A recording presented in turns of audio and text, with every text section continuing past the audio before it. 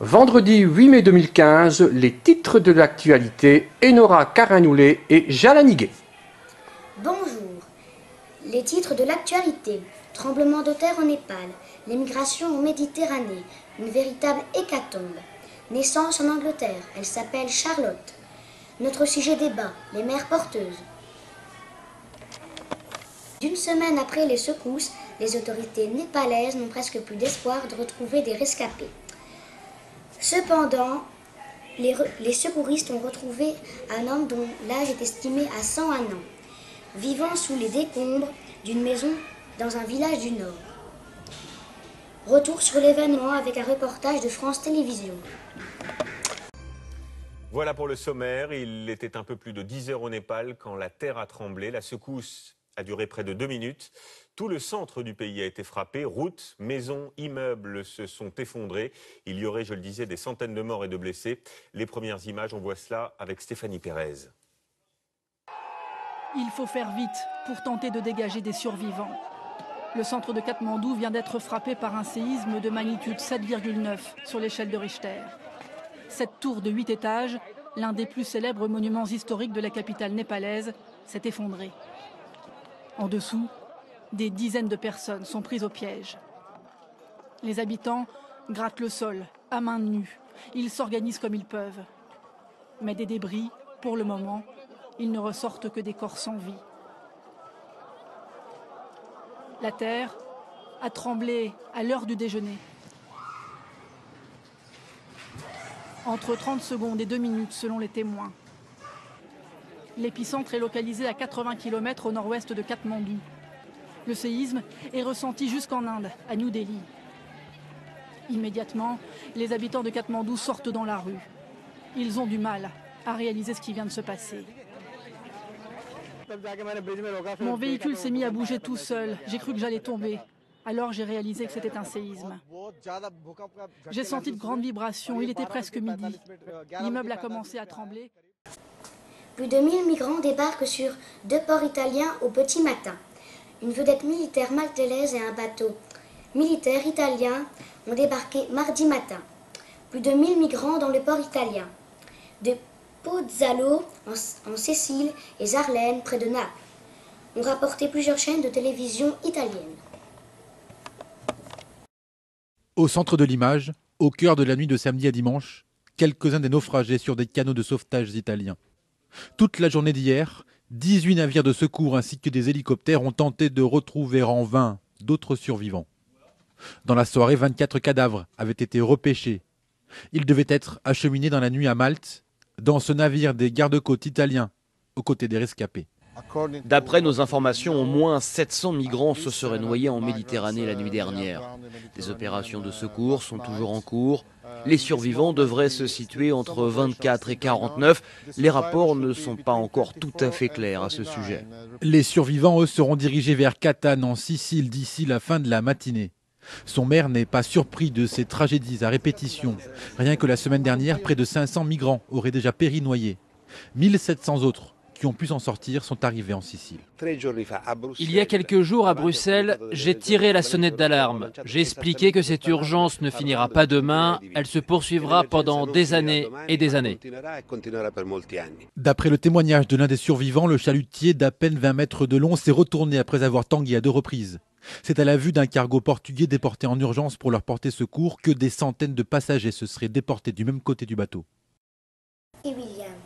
La presse britannique a accueilli avec joie la naissance de la fille du prince Kate et William, prénommée Charlotte. Félicitations aux heureux parents. Depuis samedi, jour de sa naissance, on ne connaissait que son adorable visage de princesse endormie. Depuis cet après-midi, on sait désormais que la fille de Kate et William, duc et duchesse de Cambridge, répondra au prénom de Charlotte, Elisabeth, Diana. 3 prénoms classiques en forme d'hommage à 3 membres importants de la famille royale d'Angleterre.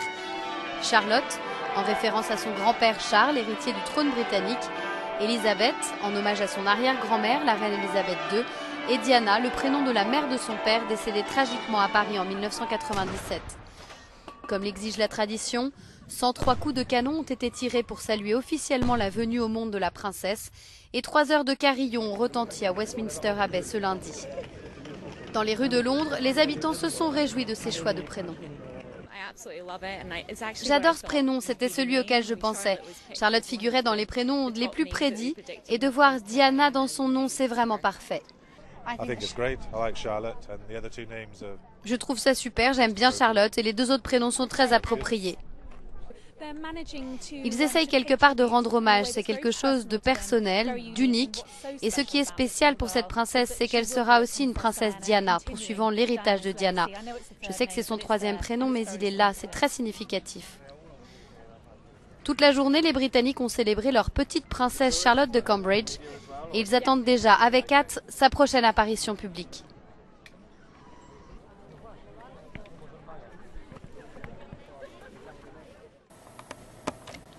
Gestation pour autrui en débat. Une vingtaine de cliniques privées et services d'intervention américains qui facilitent la gestation pour autrui GPA. De manière commerciale, ont pesé leurs bagages ce week-end en Belgique. Reportage à CHR de Liège.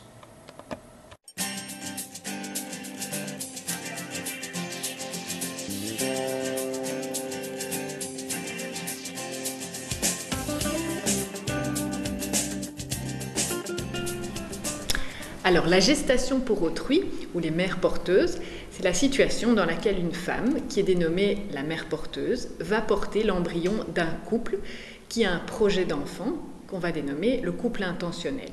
Au terme de la grossesse, la mère porteuse va rendre l'enfant au couple à l'origine du projet parental. Alors bien sûr, la gestation pour autrui n'est réalisée que quand il y a une indication médicale de la réaliser, à savoir lorsque la femme soit n'a pas d'utérus, parce qu'elle est née sans utérus ou qu'on a dû lui retirer, soit qu'elle a un utérus qui est non fonctionnel, c'est-à-dire qui ne permet pas de mener une grossesse à terme, soit qu'elle est atteinte d'une maladie qui, si elle est enceinte, va menacer sa vie ou celle de l'enfant. Alors ce sont des situations exceptionnelles qu'on ne rencontre que très rarement. La gestation pour autrui est sans doute le domaine de la procréation médicalement assistée le plus controversé dans le monde actuellement. Controversé parce qu'il touche à des aspects psychologiques, médicaux, éthiques, juridiques, sociologiques. Ainsi, dans le monde, certains pays ont décidé d'interdire la pratique de la gestation pour autrui, d'autres de l'autoriser, et enfin d'autres n'ont pas légiféré. C'est le cas de la Belgique, où la gestation pour autrui n'est pas interdite, mais n'est pas encadrée par une loi spécifique. Ce qui signifie que les couples qui vont effectuer une gestation pour autrui vont être confrontés à de nombreux problèmes juridiques. Au CHU Saint-Pierre, depuis 15 ans, nous avons fait le choix d'accompagner les couples qui nécessitent le recours à une gestation pour autrui. Ces couples vont avoir une prise en charge particulière.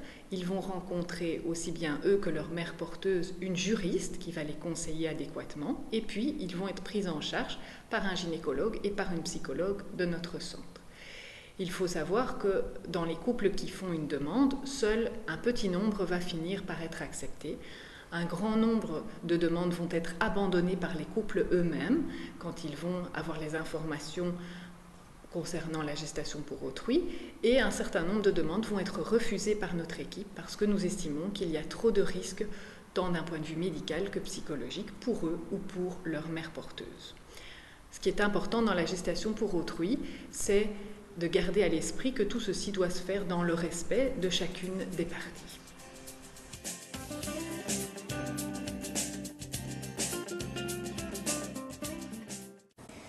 Notre journal est à présent terminé.